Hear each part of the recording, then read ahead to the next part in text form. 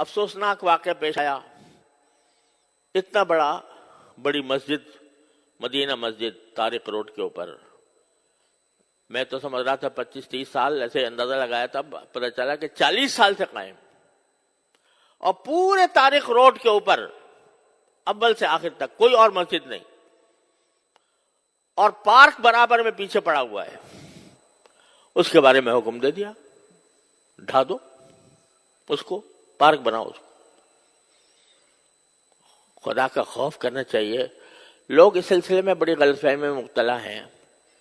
ایک بات میں آپ کو واضح کر دیتا ہوں کہ لوگ کہتے ہیں بھئی اگر غیر قانونی طور پر جگہ پر بنائی گئی ہے مسجد تو وہ مسجد نہیں ہوتی.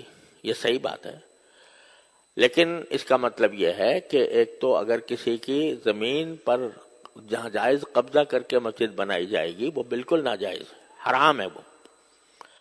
اسی طرح اگر کسی سرکاری جگہ پر بنائی جائے گی تو بھی اصل بات یہ ہے کہ نہیں بنانی چاہیے. لیکن صورتحال یہ ہے کہ ایک اسلامی ریاست میں حکومت کا فرض ہے کہ وہ ضرورت کے مواقع پر مسجدیں بنائے. اس کا کام ہے یہ. الذین ان مکناہم فی الارض اقاموا الصلاۃ. اللہ تعالیٰ فرماتے ہیں کہ جب مسلمانوں کو اقتدار نصیب ہو تو پہلا کام ان کا یہ ہے کہ نماز قائم کرنے کے لیے جگہ بنائیں، نماز قائم کریں. تو یہ حکومت کا کام ہے. لیکن اگر حکومت پہلو تہی کر رہی ہے، آپ بتائیے، خود سوچ کے بتائیے کہ سارے ملک میں یا اپنے شہر کی بات کر لیجئے، کوئی ایک مسجد بتا دیں جو حکومت نے بنائی ہو، یعنی حکومت نے اپنے خرچے پر تعمیر کی ہو. مندر تعمیر کر لیا، وہاں گردوارہ تعمیر کر لیا سکھوں کے لیے، لیکن کسی مسجد، کوئی مسجد تعمیر کی ہو اپنے خرچ پر، کم از کم میرے علم میں نہیں. تو جب حکومت کوتاہی کر رہی ہے اپنے اس فریضے میں، تو کیا مسجدوں سے خالی ہو جائیں شہر؟ اس صورت میں اگر مسلمان کسی ایسی جگہ پر جو کسی کی ملکیت نہیں ہے، سرکاری ہی صحیح، وہاں پر اگر وہ مسجد تعمیر کرتے ہیں، یہ ان کا فریضہ ہے. اگر حکومت نہیں کر رہی تو مسلمانوں کا فریضہ ہے کہ مسجدیں بنائیں. اب اس جگہ کہیں دور دور تک پورے شہر، پورے اس میں مسجد نہیں تھی، اور پھر بھی ایسا نہیں ہے کہ ویسے ہی قبضہ کر کے راتوں رات مسجد تعمیر کر دی گئی ہو. واقعہ یہ ہے کہ وہ اس کے لیے انہوں نے سوسائٹی کی اجازت لی، بلڈنگ کنٹرول اتھارٹی سے نقشہ پاس کرایا، اور اس کے بعد وہ مسجد بنی، اور 40 سال سے چلی آ رہی ہے. اور آپ کوئی بھی جا کر دیکھ لو کہ ہر 5 نمازوں کے اندر ہزاروں نمازی نماز پڑھتے ہیں، اور جمعہ میں تو کوئی ٹھکانہ نہیں، وہ چلی آ رہی ہے. آپ کہتے ہیں یہ پارک کی جگہ تھی.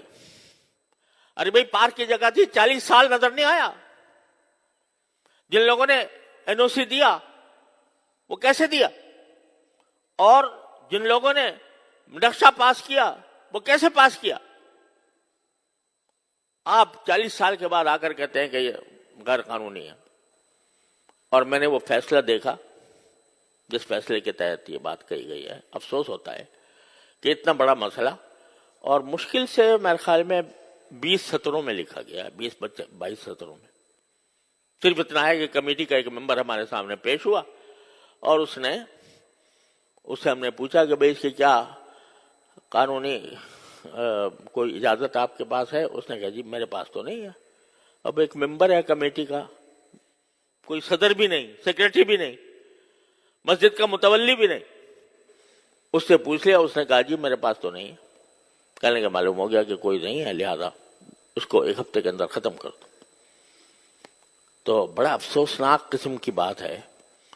اور عدالتی آداب کے بھی، عدالتی جو طریقہ کار ہوتے ہیں اس کی بھی پوری رعایت نہیں کی گئی.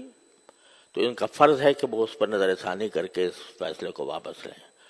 اور اس کے بارے میں آواز اٹھانا یہ صرف علماء کا کام نہیں ہے.